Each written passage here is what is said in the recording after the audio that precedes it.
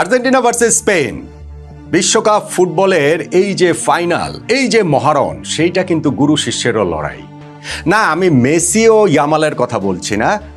ইয়ামালের spiritual গুরু Messi হতে পারেন, কিন্তু আক্ষরিক অর্থে ব্যাপারটা ওই রকম না। ওটা বলা যেতে পারে যে মেসির সাম্রাজ্যের উত্তরাধিকার হওয়ার প্রতিশ্রুতি ইয়ামালের মধ্যে রয়েছে।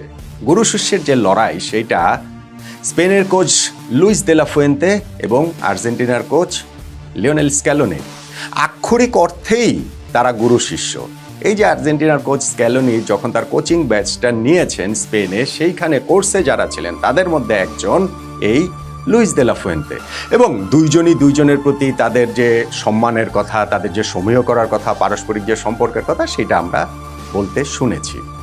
এখন এই গুরু শিষ্যের লড়াইটাতে জিতবে কে? ট্যাকটিক্যাল ব্যাটেলটাতে আসলে কে জিতে বেরিয়ে আসবেন? কে তার দলকে বিজয়ী করবেন? বিশ্বকাপ হাসবে কার হাতে, আর্জেন্টিনা নাকি স্পেন?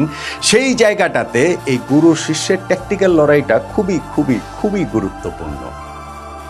শিষ্য যে গুরুকে হারাতে পারে না, ব্যাপারটা কিন্তু তা নয়। আমরা ফুটবলে তো টাইম অ্যান্ড অ্যাগেন সেটা দেখে এসেছি।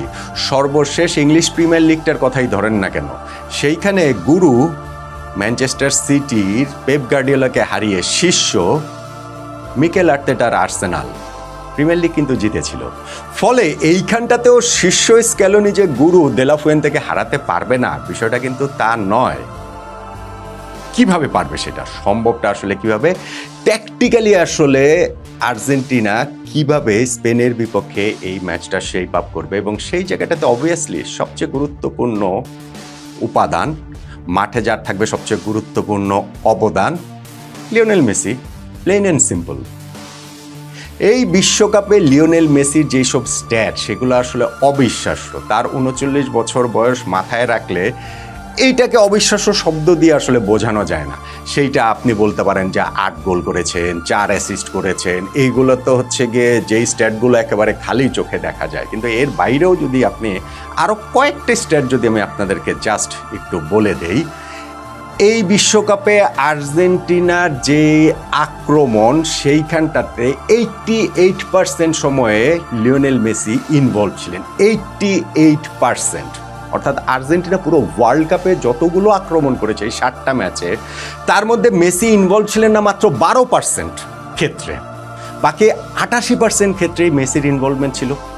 তিনি 25টা চান্স ক্রিয়েট করেছেন এই বিশ্বকাপে গোলের, যেটা এই সকল খেলোয়াড়দের মধ্যে এই ওয়ার্ল্ড কাপে সবচেয়ে বেশি। তার মধ্যে তিনি 8টা বিগ চান্স ক্রিয়েট করেছেন, সবার চেয়ে সবচেয়ে বেশি।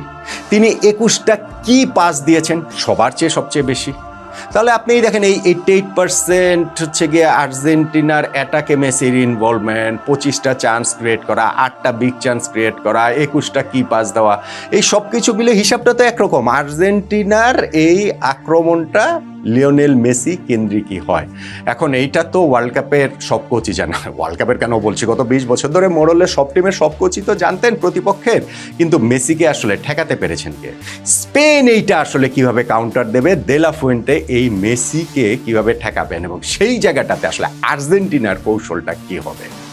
আমার কাছে মনে হয় স্পেনের যে 6 সেকেন্ড কাউন্টার প্রেস রয়েছে, সেইটাকে উইলিং রানার আর্জেন্টিনার সতীর্থ মেসির হয়ে যারা সেই দৌড়গুলো মেক করবেন ফ্রম দ্য ডিপ, সেই জায়গাটা থেকে মেসির জন্য যে স্পেস ক্রিয়েট হবে, রেসিপি হচ্ছে সেটাই।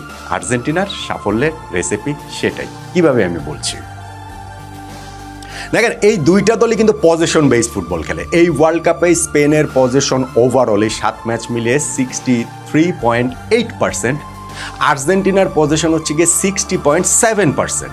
পজিশনের দিক থেকে যদি আপনি হিসাব করেন, এই ওয়ার্ল্ড কাপে হাইয়েস্ট পজিশনের জায়গায় স্পেন আছে 3 নম্বরে, তাদের উপরে শুধু তুর্কি এবং জার্মানি। আর্জেন্টিনা আছে 6 নম্বরে। এই স্পেন আর আর্জেন্টিনার মাঝখানের জায়গাটাতে আছে হচ্ছে গিয়ে আলজেরিয়া আর দক্ষিণ কোরিয়া। এখন এক দলের পজিশন ওয়ার্ল্ড কাপে 63.8%, আর এক দলের 60.7%। তো দুইটা মিলিয়ে হয়ে গেল মোটামুটি 124-25%।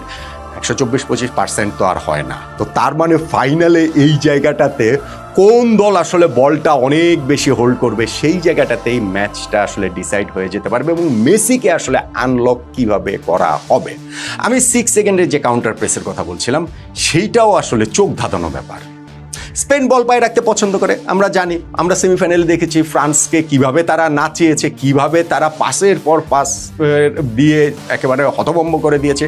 ওই পাসিং সিকোয়েন্সে আসলে স্পেন তুলনাহীন, এবং সেই জায়গাটাতে তারা যখন বল লুজ করে কখনো, সেই বলটা আবার নিজেদের দখলে নেওয়ার জন্য যে কাউন্টার প্রেস করে, এটা আসলে হায়নার দলের মতো। হায়না যেরকম হচ্ছে কি সবাই মিলে একেবারে প্যাকের মধ্যে ঝাঁপিয়ে পড়ে দল হিসাবে, সেই উলফ প্যাকের মতোই কিন্তু স্পেন বল লুজ করলে পজিশন রিগেইন করার জন্য ঝাঁপিয়ে পড়ে। এবং তাদের ওইটা হচ্ছে কি 6 সেকেন্ডস একটা রুল রয়েছে যে 6 সেকেন্ডের মধ্যে বলটাকে উইন ব্যাক করতে হবে।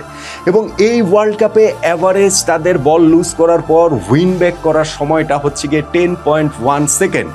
সো 6 সেকেন্ডের টার্গেট 10.1 সেকেন্ড। এটা কেন? কারণ হচ্ছে গিয়ে অনেকটা সময় তারা অপোনেন্টকে বল পজিশনটা অ্যালাউও করে, সেই অ্যালাউ করাটা ধরেও 10.1 সেকেন্ড। এইটা আসলে একটা অ্যামেজিং স্ট্যাট। এবং সেই জায়গাটাতে এই যে 6 সেকেন্ডের যে কাউন্টার প্রেস, আর্জেন্টিনার পায়ে বল গেলে স্পেন যে সেটা রিকভার করতে চাইবে 6 সেকেন্ডে, যদি সেইটা না পারে তাহলে তারা আবার একটা ডিসিপ্লিন, একটা ডিফেন্সিভ শেপে চলে যায়। এই 6 সেকেন্ডের মধ্যে আর্জেন্টিনা কাউন্টার প্রেসটা যদি স্পেনের বিট করতে পারে, এবং যদি তার ওই ডিফেন্সিভ শেপে চলে যাওয়ার আগের যে মুহূর্তটা আছে না, ফুটবলে ওই 1 সেকেন্ড 2 সেকেন্ড, এটা খুবই গুরুত্বপূর্ণ। সেইটাই হচ্ছে গিয়ে আর্জেন্টিনার সিক্রেট। এবং সেই জায়গাটাতেই মেসির পায়ে বল দেয়াটাই হচ্ছে গিয়ে সবচেয়ে বড় সিক্রেট, কারণ বাকি কাজটা লিওনেল মেসি করবেন।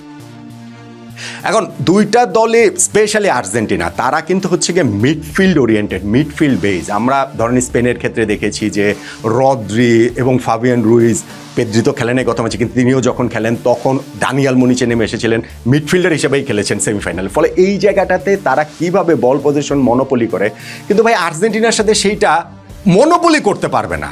কেননা আর্জেন্টিনার যে 4 জন সেন্ট্রাল মিডফিল্ডার রয়েছেন, ডিফেন্সের সামনে শিল্ড হিসেবে লিয়ান্দ্রো পারেদেস, এবং তার সামনে হচ্ছে গিয়ে এনজো ফার্নান্ডেস, অ্যালেক্সিস ম্যাকালিস্টার, ও এই ম্যাচটাতে আমার ধারণা রদ্রিগো ডি পলকেও খেলাবে। মানে আগের ম্যাচে যদিও সিমিওনেকে খেলেছে, আমার মনে হয় এই ম্যাচটাতে সেটা খেলাবে। ফলে এই মিডফিল্ডের দখলটা নেওয়ার জন্য 4 জন মিডফিল্ডারে আর্জেন্টিনা এই জায়গাটাতে খেলানোর কথা। এবং সেইটা যদি হয় তাহলে ওই বলটা যে 6 সেকেন্ডের মধ্যে স্পেন নিয়ে যাবে, বিষয়টা সেটা নয়। এখন আর্জেন্টিনা যখনই বল পজিশনটা পাবে, মেসির কাছে বলটা দেয়াটা হচ্ছে গিয়ে গুরুত্বপূর্ণ, এবং সেইখানে মেসির জন্য একটা স্পেস ক্রিয়েট করা। মেসির একটা সুবিধার জায়গা, স্টেট দেখে তো মানে মাথা খারাপ অবস্থা। মেসি সবসময় তার ডিফেন্স থেকে হচ্ছে গিয়ে 15 গজ দূরে থাকেন। ফলে তার কাছে যখন বলটা যায়, তাকে যে অপোনেন্টের কেউ এসে রাশ করে তাকে ওই যে মানে ক্লোজ ডাউন করবে, সেই সুযোগটা আসলে কম।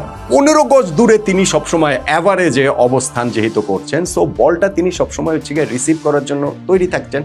প্রশ্ন হচ্ছে গিয়ে সেই স্পেসটা তিনি কিভাবে পাবেন, এবং সেই জায়গাটাতে আমি উইলিং রানার